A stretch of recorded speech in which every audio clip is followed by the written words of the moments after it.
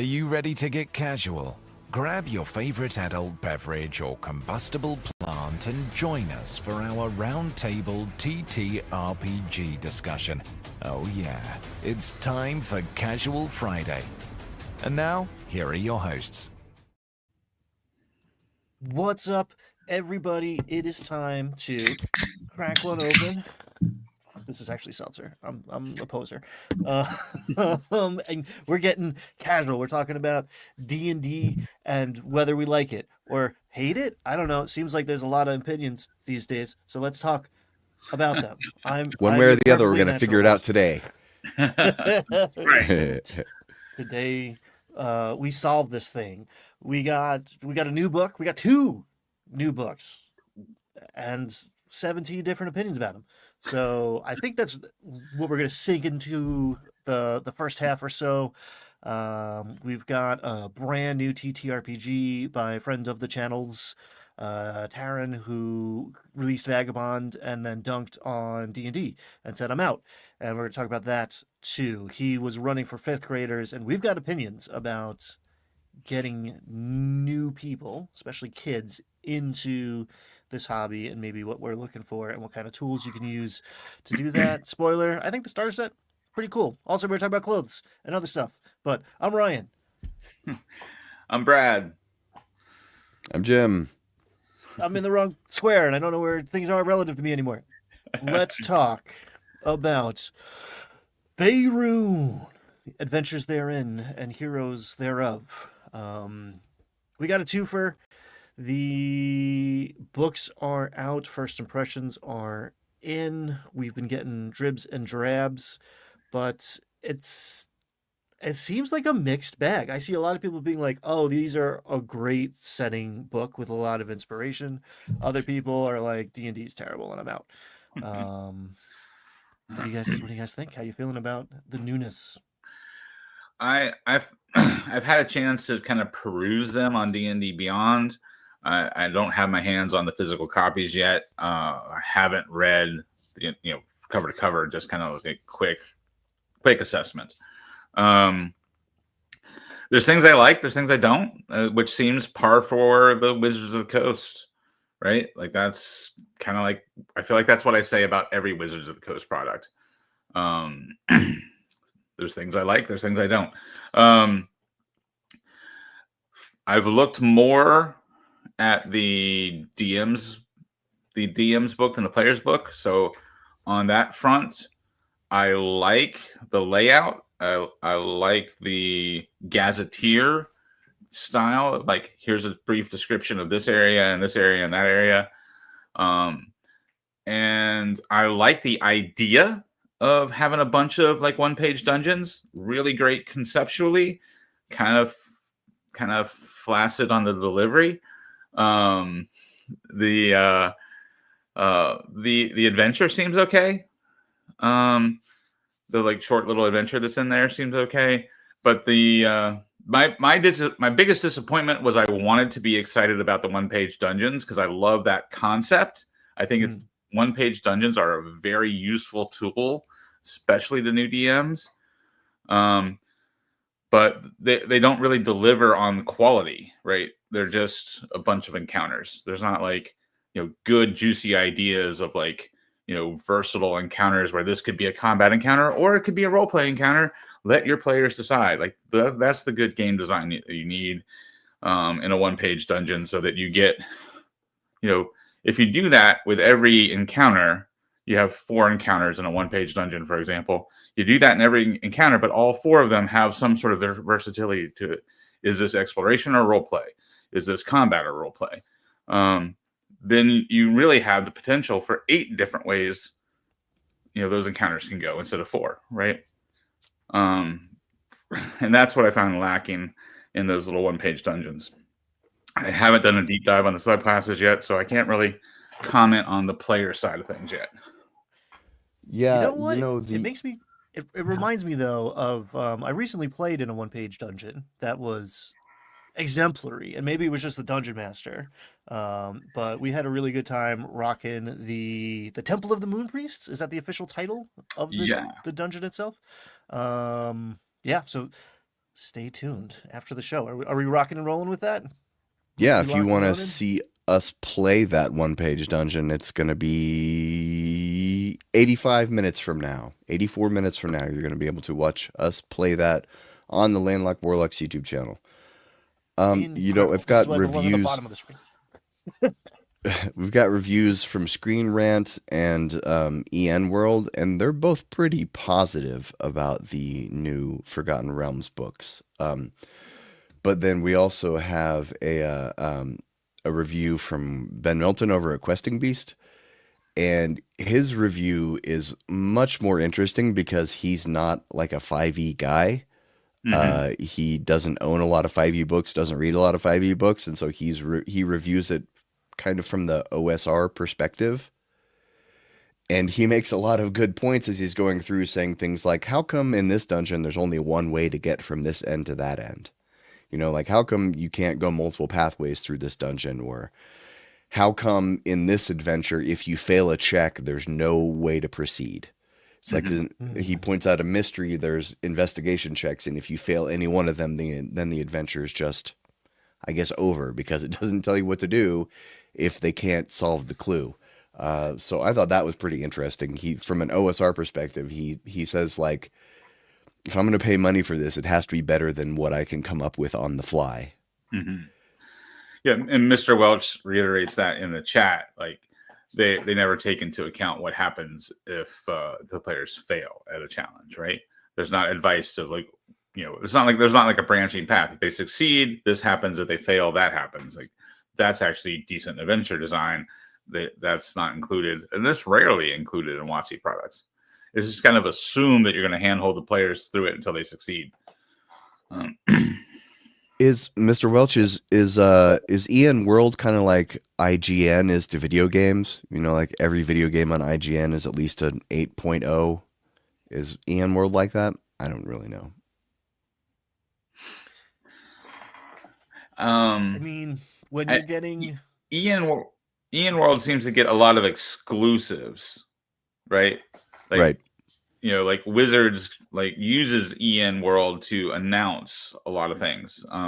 So I wonder if even if there's no like overt reason for EN World to give them positive reviews, if you're constantly getting the exclusive, and you have like this rapport with a company, I feel like you're more likely to be positive.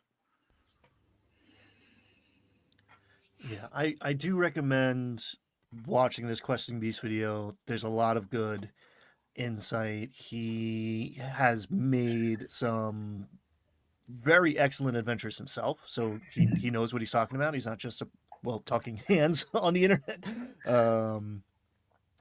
But in there, he says, this feels just like a collection of combats. And I was like, oh yeah, welcome to 5e. That is in general, it's like, here's a room. These guys are in it. Roll initiative. And that's fun for a while in the beginning, especially when you got a shiny new book full of shiny new player abilities. But there's so much more available, and you get the combat for free.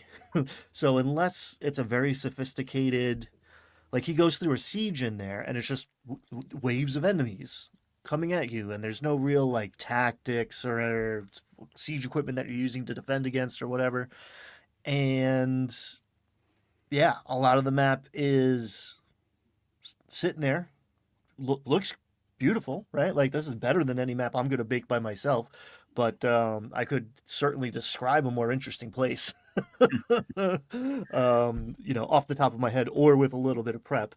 And it feels like that's the stuff I'm looking for. Like when I get an adventure, I'm content just with a magic marker on a whiteboard. Like I prefer lo-fi stuff anyway, so I don't need the big beautiful map. I need cool ideas that are developed, and a lot of this feels underbaked. It could use another pass or two.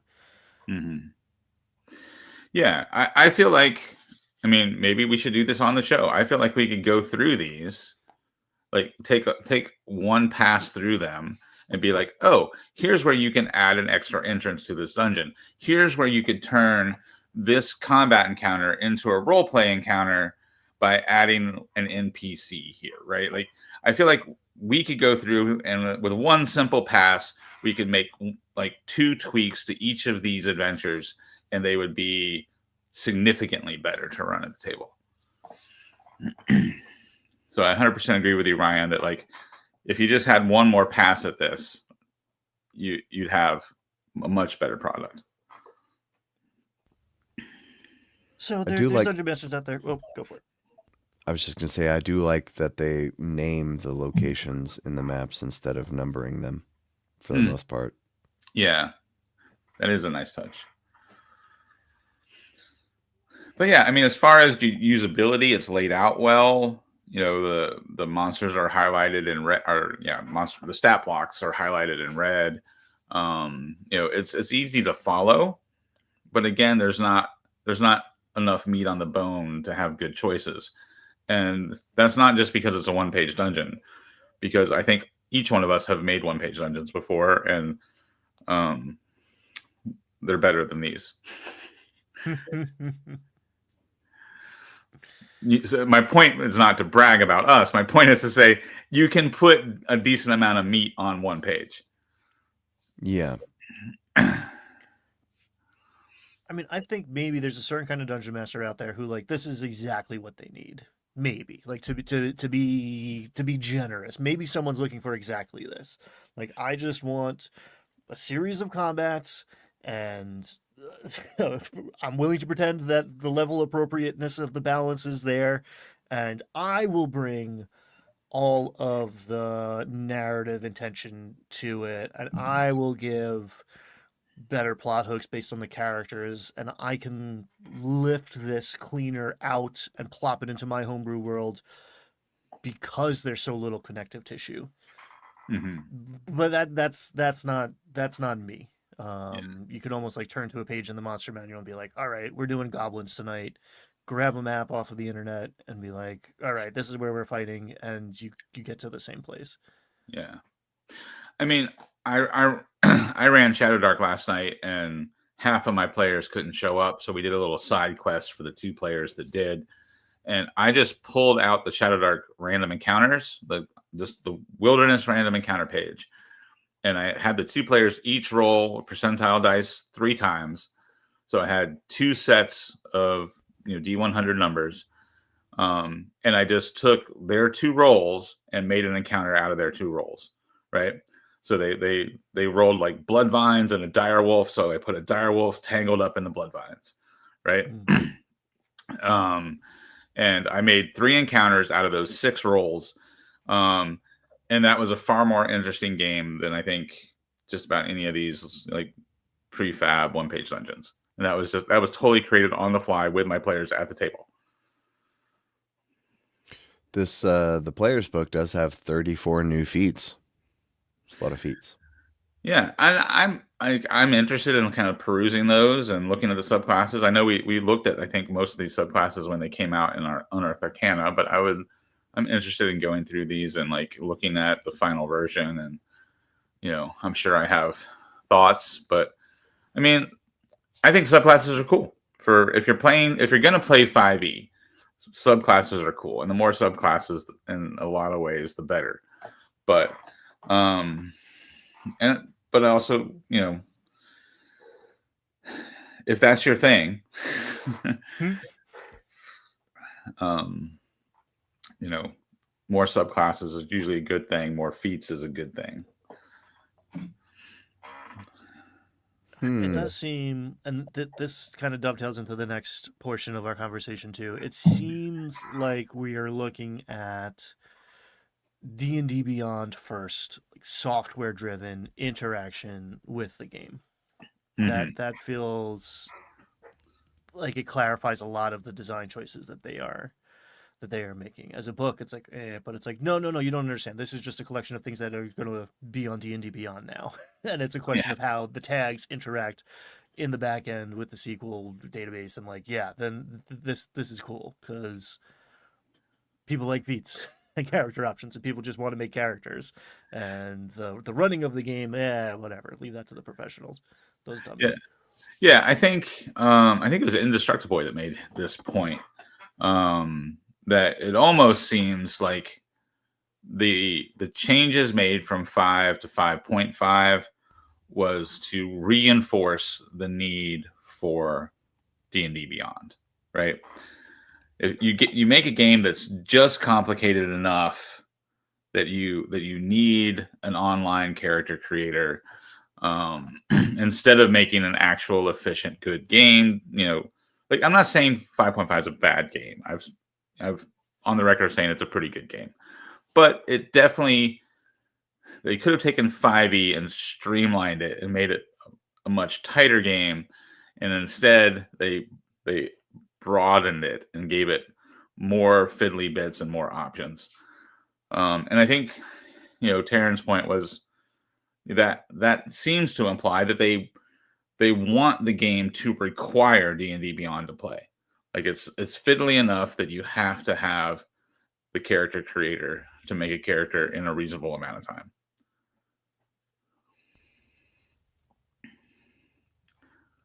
I have struggled to get players to not use D&D Beyond as much because things get lost. If you're running a character on D&D Beyond, there's tabs and tabs and tabs of stuff, and it takes you 30 seconds to find your save if you're on your skill or whatever, and you're never going deep enough to look at your inventory ever again or the features that you forgot about.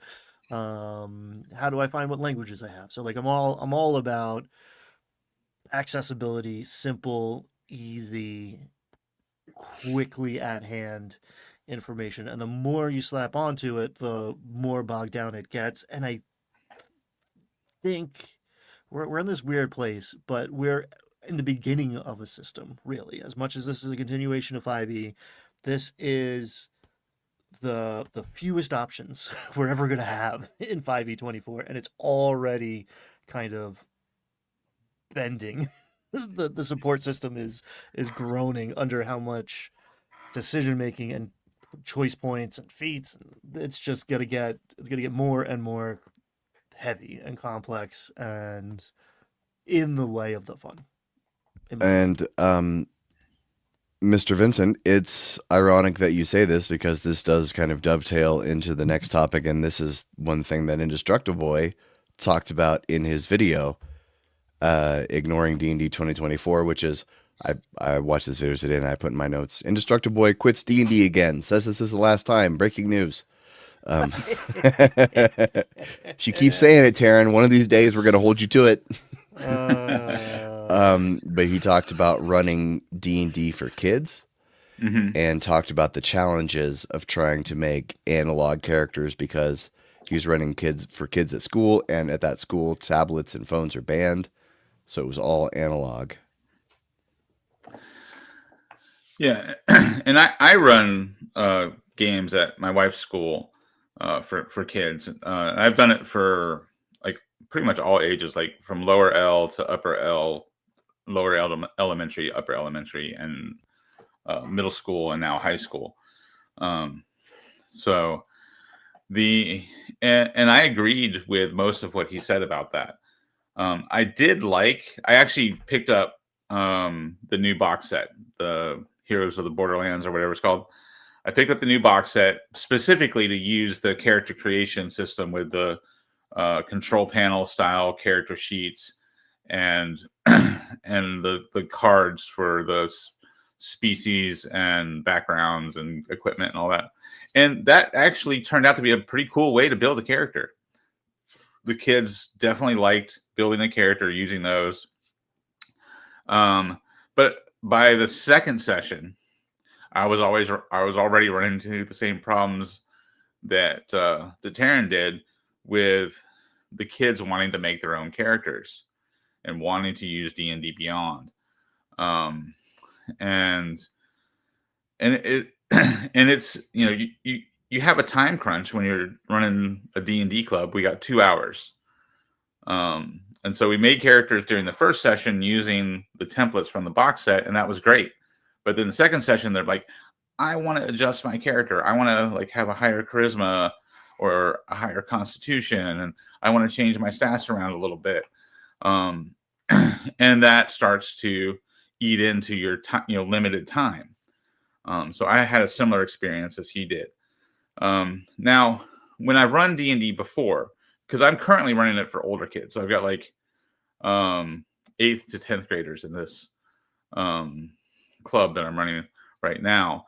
When I ran it for elementary school kids, I made my own character sheets, first level character sheets, one for each class.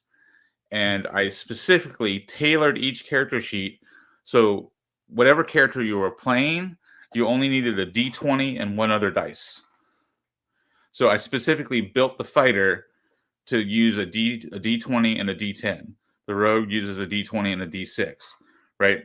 The sorcerer uses a D20 and a D6. So I picked cantrip spells for the spellcasters. I picked weapons for the martial classes so that it was very efficient and that the kids only needed one other dice other than the D20. And that actually worked really well. The other thing I did was I only had one nice big D20 at the table other than mine. So I had a D20 and I had a big D20, and that big D20 was basically my talking stick. So if it's your turn, you get the D20. And so you're up, you're talking, and when your turn is done, you pass the D20 to the person next to you. And we just use round table initiative, kind of like Shadow Dark, just stayed in initiative order and passed that D20 around for each person's turn. And that turned out to be a very useful hack to control the flow of the game at the table with the younger kids. And I can clean up those character sheets I made for the kids. I'll probably put them on Drive Through RPG or something like that.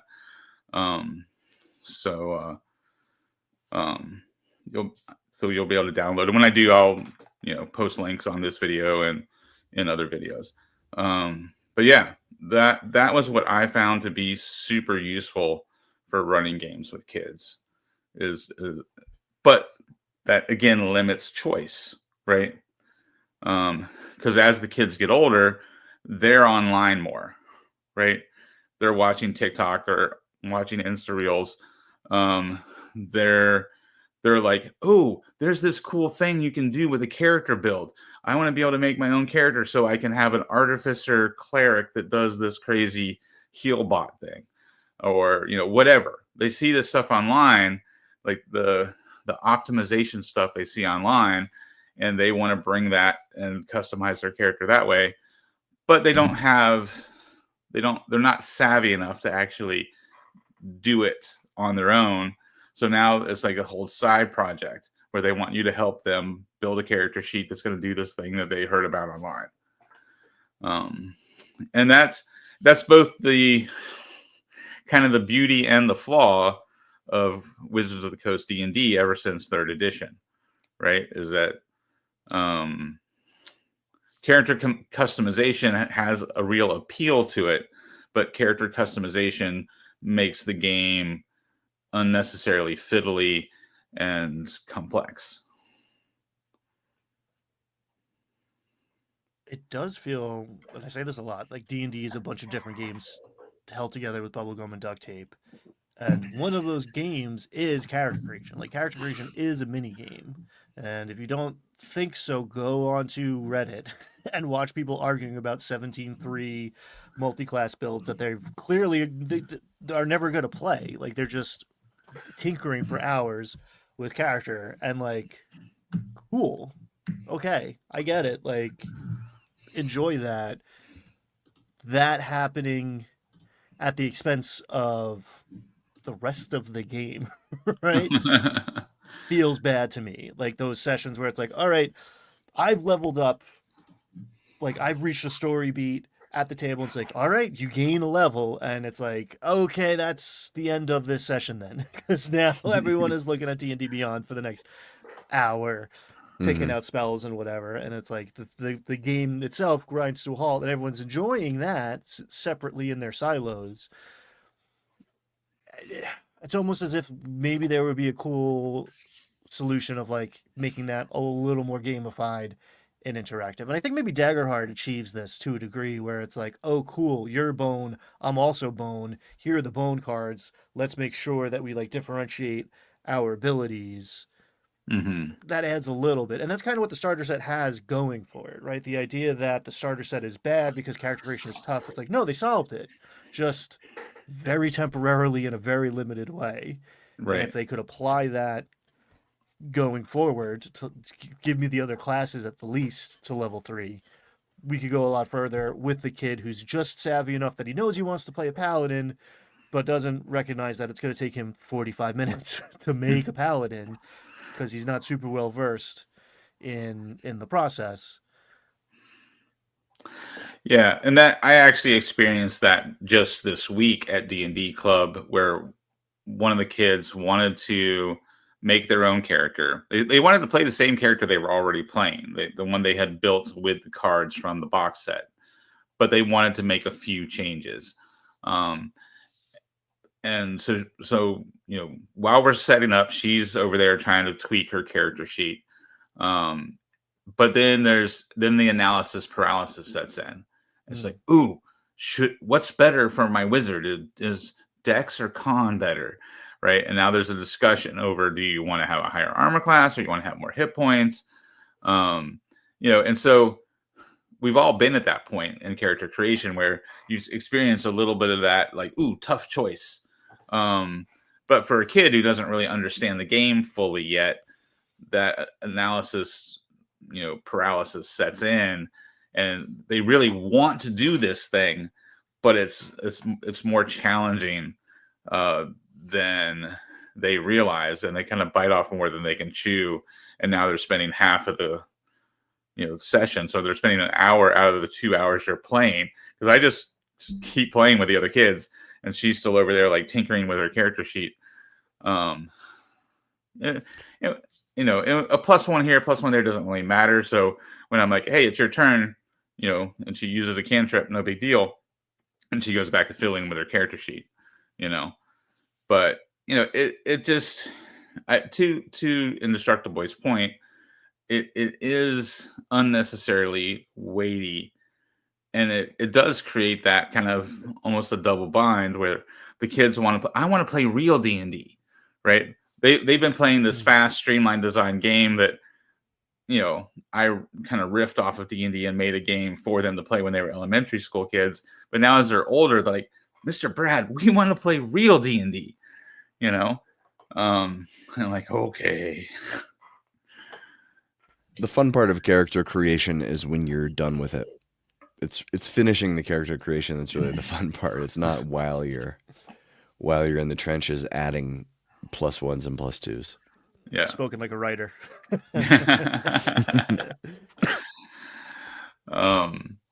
But yeah, the other tips I have for playing games with kids, especially when you first start playing, if you're playing with like elementary age kids, pick your non-gory monsters. Like, funny story, the first time I played with my kids, they were like, what were they, like 12, 9, and 6, right? And after we played, the kids had so much fun, and the next day the grandparents come over, and the 6-year-old is like, Nana, we played D&D, and Big Brother stabbed the witch over and over and over and over again, and the grandmother's looking at me like, what game did you just play with my granddaughter?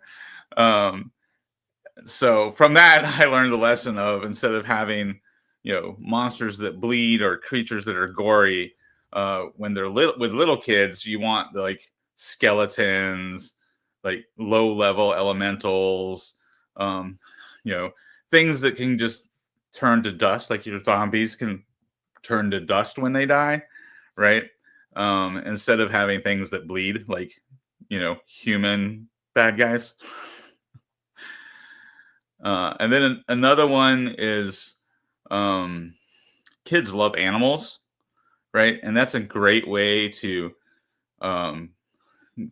make an encounter either combat or non-combat, is you have a group of, like, a pack of wolves between them and an objective. so that they don't like the objective is not to fight the wolves.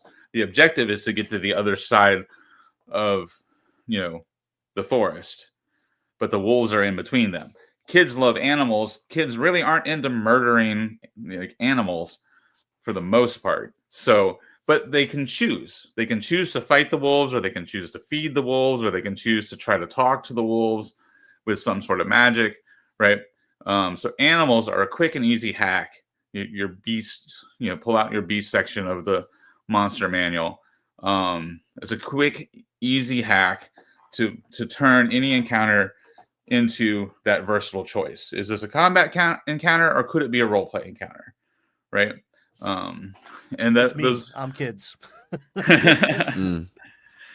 But yeah, so but beyond those simple tips, just good dungeon design, just good game design, like having more than one entrance to a dungeon, right? Meaningful choices. There's the short, hard way. There's the longer, easier way, right?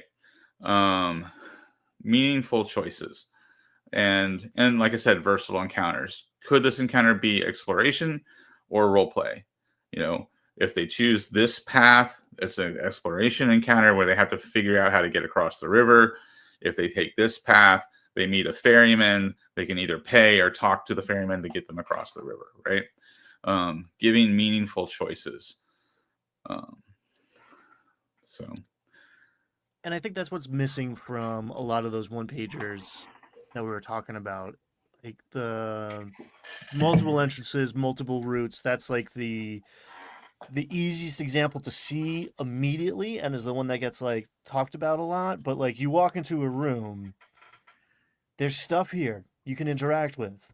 What are we supposed to do here? Is like the death knell question for me, and I get it from adults. Like children, interestingly, are less likely to ask that until they've been trained to. But the idea of, all right, there's a fountain, there's a chalice. What do you do? What button do I push to advance to the next screen is not the question I want anyone asking, And that seems to be what a more complex software driven game gets you to, and a very linear combat oriented style gets you to, and all that stuff is there and is okay, but is now taken over, is now like the primary thing, and the creativity goes away. The interesting thing, like what's going to happen here, is the dynamic question that like I keep coming back to find out. Like I don't running the same adventure multiple times and having different outcomes, different stories to tell after the fact, is the best part of being a dungeon master. Not perfectly crafting the linear story that I'm making my friends experience, whether they want to or not. Not the point, not the idea. The idea is like, whoa, I am surprised about what's happening right now because someone had a cool idea interacting with the thing in a way I couldn't have thought of by myself. And that's the good stuff, and it feels like a good adventure cultivates that. A good starter set cultivates that. mm-hmm. And this one does so a little bit by having different types of play available, right? Like it's broken up into 3. And the keep is a little cozy cottage core, which Taryn was like, "Well, this is not the D&D I want to play," and like, it's not the D&D I want to play either. But it's there for Brad running 5th graders. Like, maybe they want to catch goats and not slaughter them, or maybe they want, as Glenn is saying, to go see what the price is for goat meat on the black market and run with that. Hey, free goats.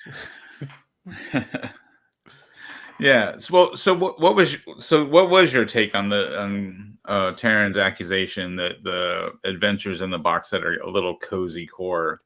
I mean, I think it's accurate, and I think it's the first thing you come against, and it's very easy to forget to let go of all your experience / baggage when approaching a product like this. This is supposed to be someone's first introduction to D&D.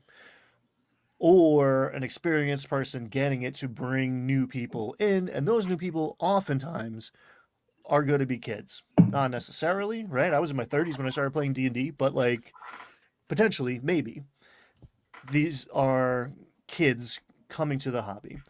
And in a lot of ways, those first like fetch quest things that I would skip, I would be like looking at my dungeon master sideways if they wanted me to like run around town finding goats. Like this is not my idea of a fun time. Like it's the training mission. It's a tutorial. It's to figure out how to roll die and add a number to it and figure out if it beats the DC. And it's something that you can elide over very quickly if you have experienced players. And it presents this like opportunity to find out what kind of game you like in the first place, right? There's someone at your table who's going to light up because they want to play Farm Simulator, right? You don't want to run Farm Simulator. Cool, that's a conversation to have, maybe outside of the game. But the idea that D&D can contain multitudes, here's a little smattering of like, this is what town is like. Yeah, you don't like it, it's boring. Yeah, the point of the game is to leave here now and go to the Caves of Chaos, where there are like this is some intense stuff going on. It is a first level adventure, second level adventure where characters can get smoked. Like you can get crit and die from a goblin arrow. There is spoilers, but there is an ogre who could pretty much one shot most of the characters for most of the levels, who is for hire, but he refuses to go over there because in this place his brother died, and he refuses to go over there because that's where his dead brother has been resurrected and is now guarding the door, and he can't deal with that. So like, I don't know, that's a little heavy. That doesn't feel super like cozy to me, the ogre zombie family trauma cycle. So yeah, there's a little bit of everything in this starter set, and I think it's to give new people an opportunity to see, all right, D&D can contain this cozy game if you wanted to, or it can be wilderness exploration, not really unless you augment it, which is kind of my whole thing, but hey, or it can be like dungeon crawly, go fight monsters, and hey, it turns out most of the buttons you have on this screen are do damage to monster, so that's what you're going to lean into. Yeah, I haven't, like I said, I just picked up the box set a couple of weeks ago, mainly to use the maps and the character sheet, character card creation system for D&D Club. I haven't actually run the adventures in the box set yet, but I still think the D&D box sets are the best products. Like I really like every one of the box sets. I've run adventures from each of them, and overall, I think the box sets are the best Wizards of the Coast content. But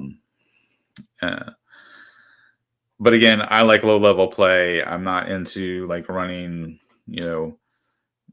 like optimized characters who are like 16 levels of this and 2 levels of that and 2 more levels of something else.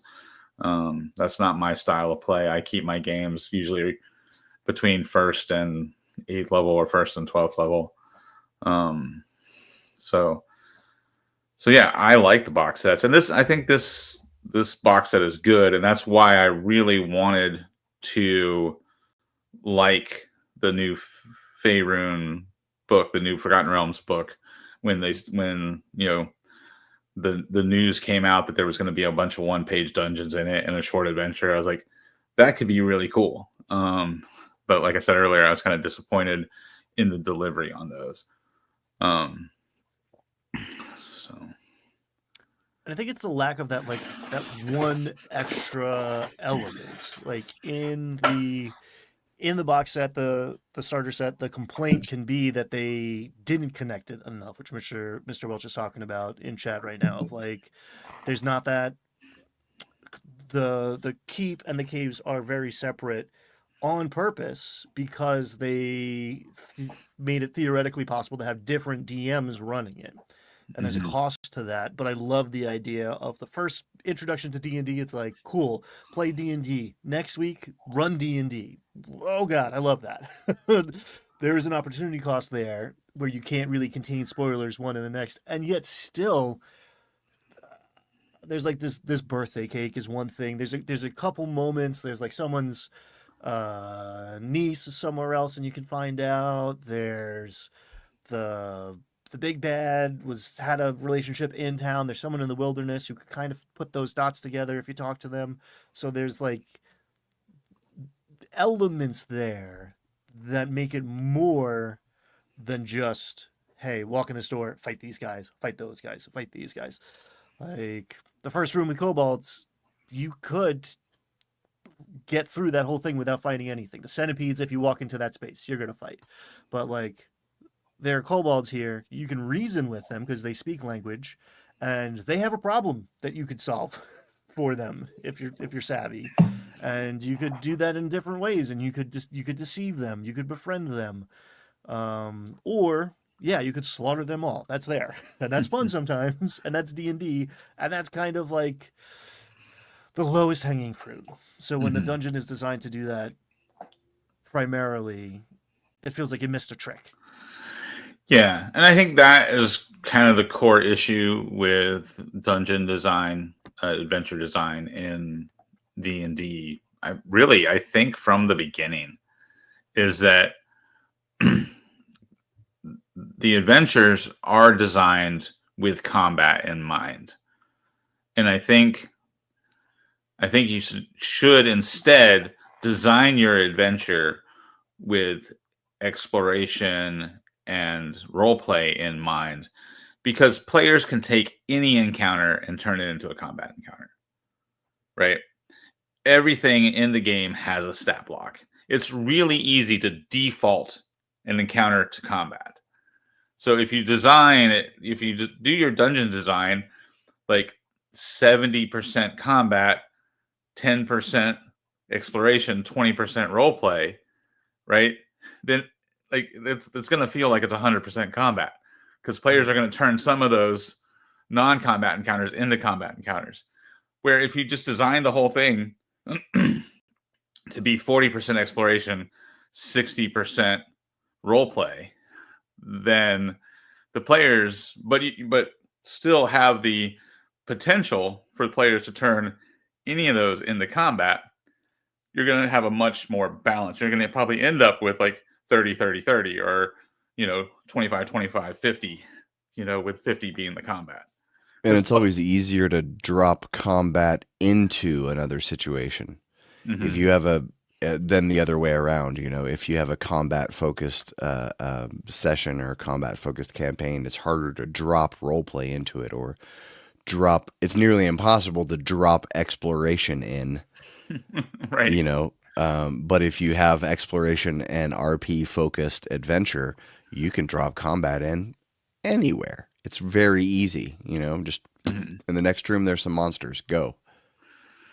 Yeah. So exactly, Jim. If you design your adventure to be mostly exploration and mostly role play, and then have like a random encounter table for combat, or, have your NPCs have bodyguards or, vicious animal pets, right? Then there's an obvious way to, derail any encounter into combat.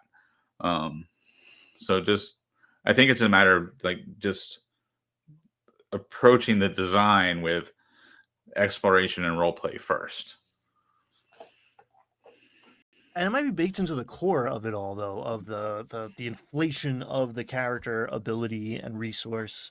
Like, you've got a system where the first fight never matters.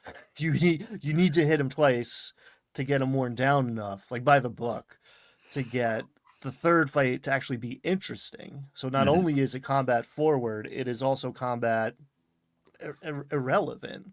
We're doing one fight in the dungeon, they can just go supernova.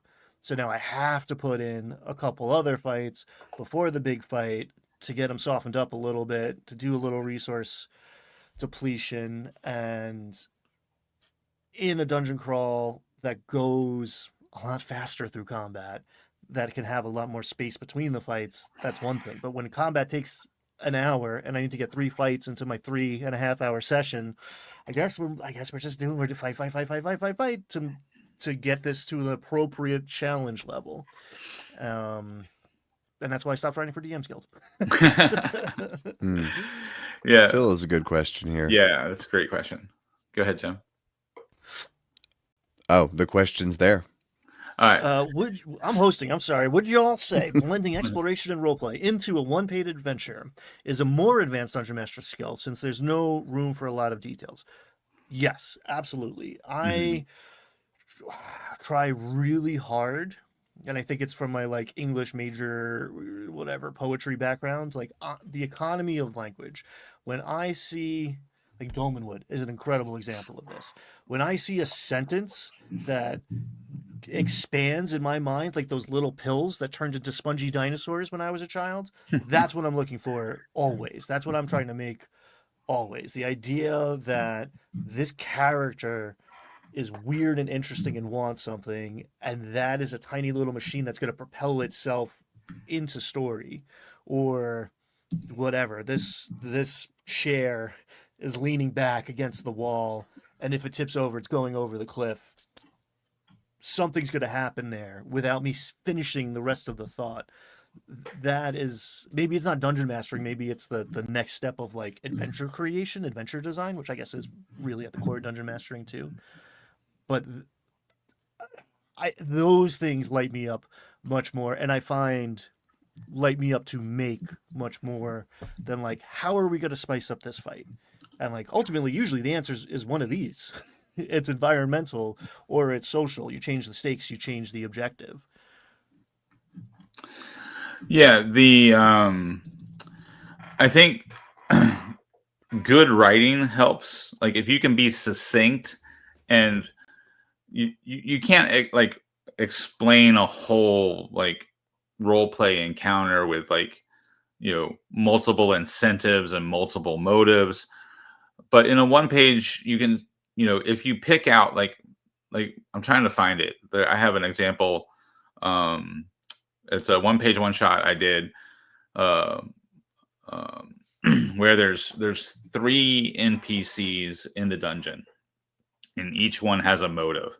So at the beginning, or like at the top of the page, there's a block of like, it's basically 3 sentences. There's 1 sentence for each NPC that gives their motive, right? And then in their little description, whichever room they're actually in their description, I give them an additional comment of how they're going to approach combat, right? So this NPC is going to try to, lure the players towards the shambling mound. This NPC is going to try to maneuver around the players to use their methods as best they can in combat. This NPC is going to fall back and hide behind all the myconids, right? So it's it's 1 sentence description at the beginning. What's their motive? 1 sentence description in their room entry. Kind of what's their tactic, right? So in 2 sentences, I've for each NPC, so total of 6 sentences, I made the dungeon as dynamic as I could for a 1-page dungeon. So, but it's like it's an economy of words. Like you have to be succinct and give some sort of something juicy about your NPC or about your monster in like 1 or 2 sentences. Yeah, word economy is pretty important, but when running it, you don't really need as much as you'd think to run lush roleplay. You might get caught up on backstory, on deep-seated trauma, and that kind of none of that stuff really matters. All that really matters for an NPC, if you're really tight on word space, is what they want. Maybe they have a secret, maybe something they like and something they don't like. Wants to recover the family's lost sword, likes nature, hates industry. Boom, you can have a whole roleplay encounter just from that. Mm-hmm. And whatever the character is that you're running, just insert at the end like, would prefer not to die at the hands of these jabronis, and like usually that'll help you run them better. That doesn't seem to be a consideration in a lot of the design. Hey guys, we're cooking through time, and I'm in charge, and I forgot about that. And there's an actual play coming up very soon that was dope. I am actually very excited for this one because we had a great time, and it's been long enough that like I'm gonna watch it with fresh eyes. So make sure you are subscribed to Landlocked Warlocks and you watch that now or in the future. If it is already in the future when you're hearing me say these words, it's a good one. It's a good one. Is there a way for me to drop a link in the chat? Yeah, sure. I'm trying to figure out. Like, I was going to try to drop the PDF of that one-page one-shot that I was just talking about. I found it in my myriad of files. Mucho gusto, Joaquin. So, if it exists on the internet already, you can't put a PDF into the chat. right? But you can. Yeah. I know it's hyperlink. Yeah, it's out there somewhere. I'll see if I can find the hyperlink for it. Hey everybody, Google exists. Brad, you want to talk about these sweet threads that you added to the agenda today? Yeah, crazy thing. I've been helping my wife assemble a new wardrobe. My algorithm is feeding me a lot of women's clothing right now because I've been buying a lot of stuff for my wife. And this cool link to D&D clothes came up. Like, we've talked before about D&D is under monetized, and people fear that that means that D&D, like Wizards of the Coast, is going to microtransaction the game to death. But this is a cool way to make D&D not so under monetized by licensing D&D logos and D&D monsters to clothing designers. There's some cool stuff in here. There's like a gelatinous, if you scroll up a little bit, Ryan, there's a gelatinous cube shirt. I think it's that green shirt on the right. Go back down a little bit. It looks like a skeleton's dissolving inside a gelatinous cube on this one particular shirt. If you zoom in on some of these dresses, there's like D20 logos and stuff. But yeah, it's kind of a clever take. Like, you give a bunch of like art assets from D&D to clothing designers and let them see what they come up with. I thought it was a cool way for Wizards of the Coast to make money without microtransactioning players and DMs to death. And it's a cool way to reach out to your female fan base. I just thought this was neat. So if you have a goth girlfriend, you know what you're getting her for Christmas. Yeah. Yeah, my wife, I don't know, came to the conclusion recently that she needed to update her wardrobe, and she already has a lot of black in her wardrobe, and she likes witchy stuff, and she plays role-playing games. So she's like, why don't I have a goth wardrobe? I'm like, I can help you with that. And this just goes to show you the power of the algorithm. I know a lot of us are creatures of YouTube and understand these things already, but like, they know what the person's phone next to you is looking at. They know what you're talking about. They know what you're thinking about and what you're dreaming at night. And it is the Lady of Pain. Yeah. That's pretty awesome. Yeah. That's pretty dope, actually. That's cool. I like this one. Yeah. Lady of Pain on a mini dress. Yeah. Hell yeah. Sick. Maybe I'm updating my wardrobe next. Let's go. I bet you could turn that into a t-shirt, Ryan. Just cut the bottom off. I am heavier than I used to be. It does take more fabric these days. Hey man, it's 2024, 2025. What year is it? I can wear whatever I want. It just turns out that that's a t-shirt and pants, but it's not because I'm conforming to any norms. It's just, well, I'm comfortable. And I also don't think I could pull off a mini dress. But hey, I'm going back to the gym soon.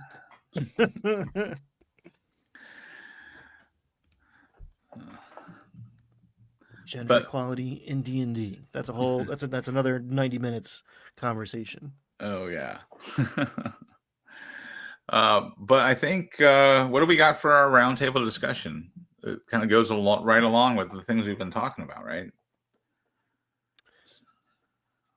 Well, we discussed a few things, but I think you're talking about just like the encounter, the random encounter generator sort of spiel. Or the tone, the setting the tone, right? I feel like that dovetails nicely into, like, we've been talking about dungeon design and critiquing Wizards of the Coast dungeon design. The idea of this, like, how do you use your encounter design to set a tone, and what kind of tone do you want to set with D&D? Like, Indestructible Boy was criticizing Wizards of the Coast's cozy core design, as he calls it, kind of putting in these like goat chasing encounters and like, low stakes encounters into the new box set. What do you do if you want a cozy core style game? How do you set that tone? Or if you want like a dark, sinister, more that grim dark tone, how do you set that tone? What do you guys do as DMs to kind of set a tone? I think that the primary way, the best way, before you're even talking about word choice or aesthetic, is buy-in. This is session 0, everybody getting on the same page. In my experience, there's a lot of stuff you get for free, and we're making jokes. It's happening. 5, 6 friends sitting around, hopped up on sugar and/or alcohol. Someone's cracking a joke at some point, especially if you are doing a good job raising the stakes, creating dramatic tension, like just to blow off steam as a survival mechanism. At least the people I hang out with are going to make a joke. The comic relief comes free. The comic relief comes free. So I'm always suspicious of the real zany gonzo stuff. Like, you get there automatically, I think. That's someone's preferred method of play. And we want to know that immediately. I want to discuss with the players. In fact, for our mini Daggerheart campaign, we should have recorded this because it was one of the cleanest ways I've seen it go down. Jim was like, all right, 1 to 5. We don't even have to talk about it. Like, I'm just going to write down, we're just take a quick poll. Like, cozy was one of the questions. Like, what kind of tone are we all going for? We don't all have to agree because this game contains multitudes. However, the understanding of what you're looking for is going to help me deliver it and not get frustrated that you're stepping on my high dramatic moment with your comedy, or you want to go chase goats and like, God, I didn't make a goat chasing adventure. Like, what the fuck? What are we gonna? I can't do this for 4 hours and have a good time. So I think that's, again, that's so primary. That's 0. I don't even think that's 1. I think that's 0. Yeah, 100%. Ryan's right. It starts with the buy-in, and then I think when you're actually running a session, I think that the tone follows the tropes, and like a novel is in a genre if it has enough of a genre's tropes in it. But if you mix in other tropes, it becomes a different genre. If you have tropes like a missing jewels and crime, and you have all these mystery tropes like bumbling police and that, but then you add in the trope of aliens, it's not a regular mystery anymore. Now it has aliens in it. So the tone follows the tropes. And like, if you want to have a spooky setting, a spooky session, just make it rain. It's rainy and dark and cold. It's that simple. It's like just the stuff that they do in the horror movies to make things scary. Do all that, wolves howling in the distance. The moon is full. There's fog out. You dump in tropes like you're adding salt to a dish, and you dump in the right amount and enough tropes, and it's very clear what tone, what genre you're in. Mm-hmm. Yeah, I agree with the buy-in thing. 2 examples of like getting players to buy in to the setting, to the tone. There's one time I was doing kind of a sci-fi horror thing. We were running D&D, but it was the players were on a Lithid ship, right? So the mind flayers were gone. The ship was crashed. The mind flayers were gone, but all the like weird science that was left behind by the Lithids had come to life in its own way. So it's like this creepy spaceship kind of vibe. And I just told them up front, we're going for survival horror here. So I'm going to give you advantage whenever you role play being legitimately afraid. If you're role playing being afraid in a situation that would warrant your character being afraid, I'm going to give you advantage. And that's all I did. It was like those 2 sentences. And that was enough for the players to buy in and be like, oh yeah, I'm going to get advantage. Because I also, and I also told them, because we're going survival horror, things are going to be tough. So you're going to want to get that advantage as often as possible. Right. And that cut down on the jokes and the goofiness, because now the players are bought in to role playing being scared in order to get that advantage on their next roll. Right. The other one was a short campaign, and players started talking about Dark Souls. And I said, if you guys want to run a grimdark game, I would be more than happy to run a grimdark game. Like, that'd be so cool. Yeah, grimdark, make it super challenging, super hard. And you know what happened?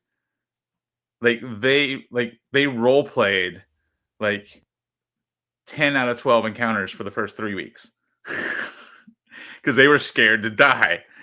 So they role played their way and stealthed their way through as much as they could, because they didn't want to get into combat, because we declared from the beginning, this is going to be tough. This is going to Dark Souls style grimdark.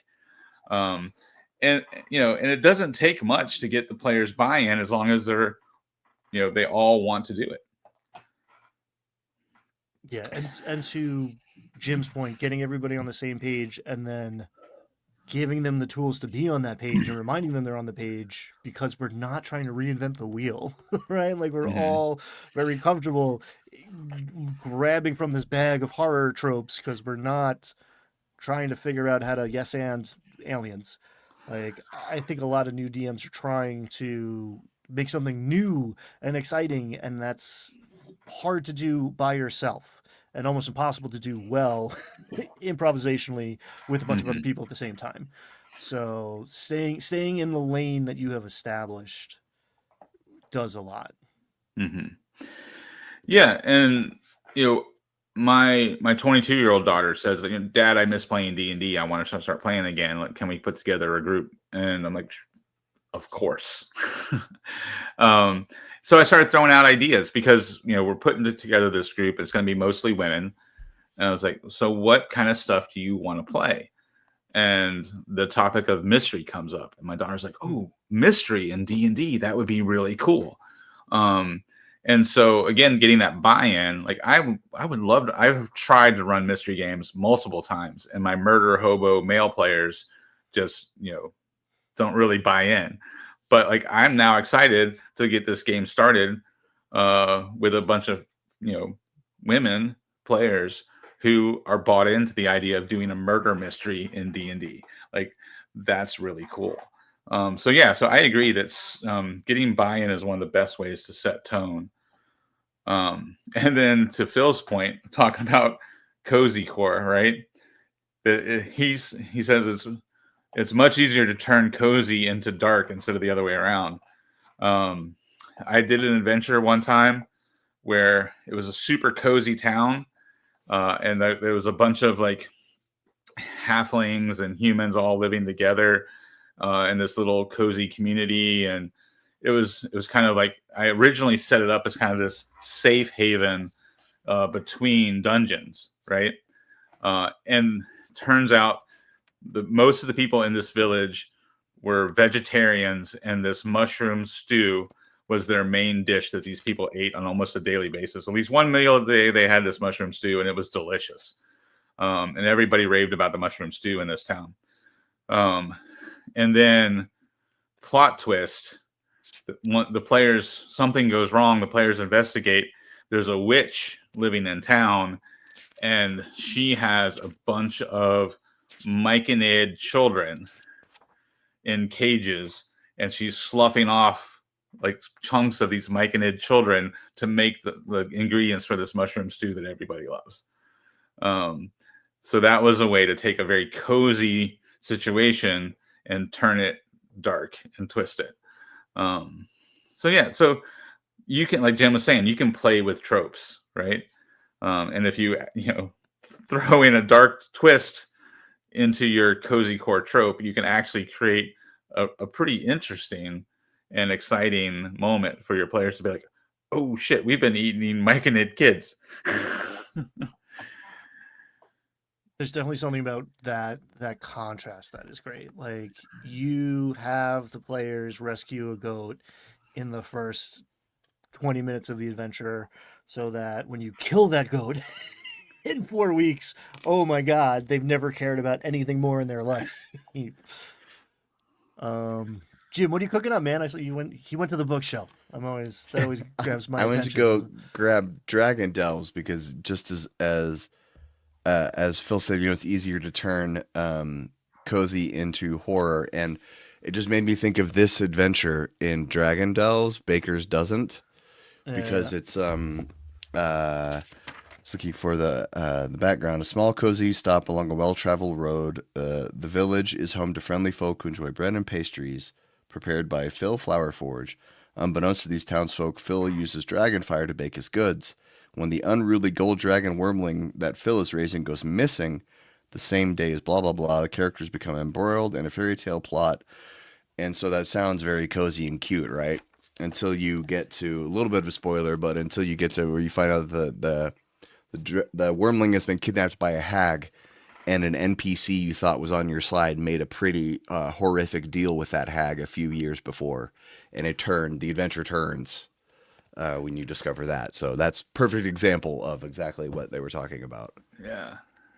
And I think it's worth addressing Pink and Black here. Doesn't that violate your premise? Like, doesn't that make the story uncozy? Yes, absolutely. Again, 0 buy-in. If you have agreed, perhaps with your small children, that things are going to be cozy, then don't slaughter the goat for the cult ritual. Don't reveal that the girl sold her brother to the hag in exchange for candy or something. Leave that part out. Yeah. Again, go watch a Disney movie and then go read the folklore that it's based on. If you were looking at cool ways to do that head fake.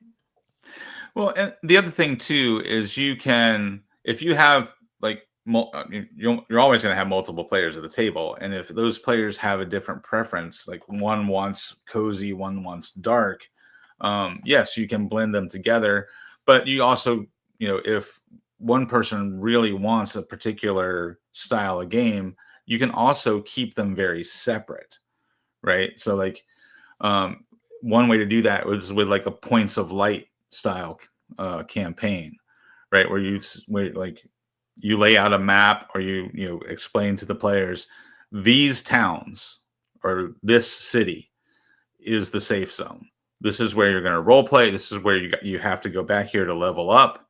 And you can, so if you got somebody at your table that really wants cozy, or really wants emotional driven, dramatic role play, then incentivize them to go back to the city. You have to go back to the city to level up, or you have to level up in one of the towns. And then you put that cozy stuff, or the drama, family role play. Here's where you can explore your backstory and tell your, emotional, your emotional family drama. You can do all of that in town. Then outside of town, for all of the rest of the murder hobo players at your table, fair game. This is where everything's dangerous. You're free to murder stuff without consequences. And you can, so you can set the tone in multiple ways, especially if you're running a sandbox. This section of the sandbox is cozy. The rest of the sandbox is dangerous, right? That way you can tailor your game to multiple different styles of play. Yeah, there's a reason the townsfolk are not going into the mythic underworld. It's bad down there. It's dangerous. And right. Then within the game, the players are making the choice to turn on or off the cozy town switch, or the let it rain blood switch. Yeah, the members of this town never cross the river. They'll go to the river to get water, but they never go to the other side of the river. That's a way to broadcast that things are dangerous over there, things are safe over here, right? And that allows you to have multiple tones within one game setting. I am looking forward to future updates on your mystery campaign. And just as a caveat, as someone who has run a woman majority table in the past, the assumption that they're not also going to be murder hobos is false, right? Like if they're going into it, cool, but like, whoo, I pulled out the X card. I was like we can get dark and weird, but like not that dark and weird.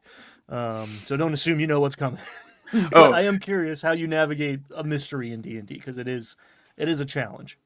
Yeah, well, and to your point though, my wife can be a terrible murder hobo, and she's a theater kid. I totally expected her to come to the table and be ready to role play, right? And we have played other games. Like we're both playing in a Vampire the Masquerade game, and she's loving the role play. But when she gets to D&D, she becomes a murder hobo. I mean, that's me. I am a theater kid and I am murder hobo. I am both. I am full theater kid, full min-maxer. I'm everything. Yeah, I contain multitudes. That's great. That's what's great about this game. I think that's why D&D is still the 50,000-pound gorilla in the room. I think that's why the starter set has something for everybody, which means it has something for everyone to be like, not in my D&D. Like, this is not my preferred method of play. It's like, okay, cool, yeah, because there's 7 other game modes available right now too. Just like don't push that button. And I think to guys like us who maybe have varied interests, who love that grimdark shit and would get bored of it if we did it every week for a month, like that's why we keep coming back to D&D. That's why, whatever, we can talk about what's wrong with it for an hour. And this isn't a video about quitting. This is just us figuring out how to make it slightly better so we can keep doing it as hard as we can. Right. And I think that's the beauty of TTRPGs, right? Is the customization and the homebrew ability, right? I think that's what really made the community thrive, right? Like go all the way back to like early conventions, like before the internet, people would show up at cons with their zines. This is my homebrew zine. This is how I play D&D, right? And that was an introduction to this whole world that we've now grown TTRPGs into, of like, how do I homebrew this? How do I change it? How do I make my own content? How do I make my own world? Right? That's what a lot of young DMs want to do. I want to have my own continent. I want to have my own campaign setting, right? And that's the beauty of the hobby, right? Is making it your own. If you want to watch us play a game that isn't D&D and have a blast doing it, get that crunchy min-maxy stuff off the table so that the real weird beating heart of the thing can come through, shining through. Stay tuned. We are minutes away from the premiere of the Temple of the Moon Priests, which is it's free, right? It's freely available on the internet. Like the adventure itself is just like out there in the world. Yeah, Temple of the Moon Priests. It's a free download. It's a little more than a one-page adventure. I think that, there's additional pages you can download if you want to flesh it out a little bit. But yeah, it's an old school dungeon crawl. I'm pretty sure the original version is system agnostic. We of course used our own UDare system. So if you want to rush over to Drive Through RPG before we launch the actual play, you can download the UDare system and see the rules. That is a one-page rule set. So we're basically playing a very rules-light game with a system-agnostic dungeon, and the hilarity ensues because the rules get out of the way and the role play comes out. And it's not too long either. It's about 2:20, 2:15. It's pretty tight runtime. Half a CR. You can do that. You can do 2 hours and 15 minutes. Come on. And about 15 minutes from now, that's going to be starting. And we're going to be in the chat. You can chat with us while you're watching it. All right. Any party words before I push this button? Everyone have a good Oh. weekend. Oh, we're done. No.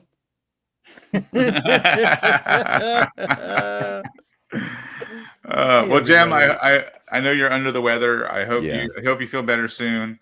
I hope I didn't talk too much, but I was trying to save your voice. My parting word is pink and black. I dare you to watch our actual play because I think you'll like it.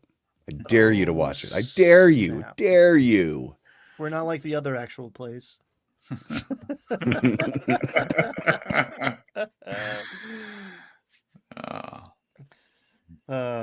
Guys, always a pleasure. Everyone in chat, thank you. Even if we're not engaging all the time because we're trying to, I don't know, run this show. We're reading it and enjoying all of your words. It is always nice just to hang out and talk some tater pigs on a Friday, casually, with all y'all.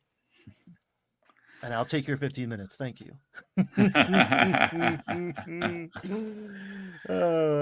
Bye, everybody.